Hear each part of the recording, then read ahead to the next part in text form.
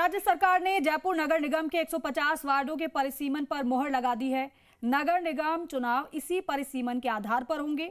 परिसीमन में निगम क्षेत्र का भूगोल बदलने के साथ ही राजनीतिक परिदृश्य भी बदल जाएगा। मौजूदा ज्यादातर पार्षदों को चुनाव लड़ने के लिए नए सिरे से सियासी जमीन तैयार करनी होगी।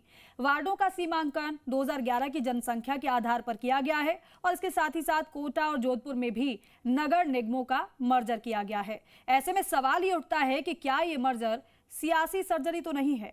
इस रिपोर्ट से समझिए। राज्य सरकार ने जयपुर नगर निगम के 150 वार्डों के परिसीमन पर मुहर लगा दी है और अब इन्हीं सीमाओं के आधार पर आगामी नगर निगम चुनाव होंगे।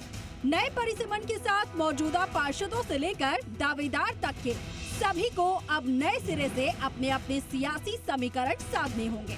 करीब 6 महीने पहले ग्रेटर और हेरिटेज नगर निगम को मर्ज करने का फैसला हुआ था और इसके बाद से ही ये चर्चा छिड़ गई थी कि किसका इलाका किसके हाथ आएगा। और अब जब वार्डों की नई लकीर खींच दी गई है तो कई दिग्गजों की परंपरागत पकड़ वाले इलाके नए चेहरों के लिए भी खुल गए हैं। फाइनल परिसीमन के मुताबिक नगर निगम जयपुर में जनसंख्या के नजरिए से सबसे बड़ा वार्ड 135 नंबर है। यहाँ पर कुल जनसंख्या 32,272 है, जबकि 13,499 जनसंख्या के साथ वार्ड नंबर संख्या 31 सबसे छोटा वार्ड बनाया गया है।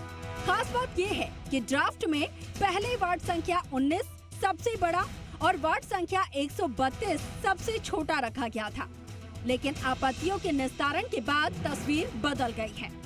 वार्डों के पुनर्गठन की अधिसूचनाएं ऑलरेडी जारी हो गई। बहुत सारे वार्डों की अधिसूचना जारी हो गई, गजट नोटिफिकेशन हो गया है और आने वाले 2-3 दिन में सारे 305 ULBs के जारी हो जाएंगे। 4 में स्टे है और बाकी 3 तो मर्ज हो ही रही हैं, तो टोटल 312 थी जो अब 309 ULBs रह जाएंगे।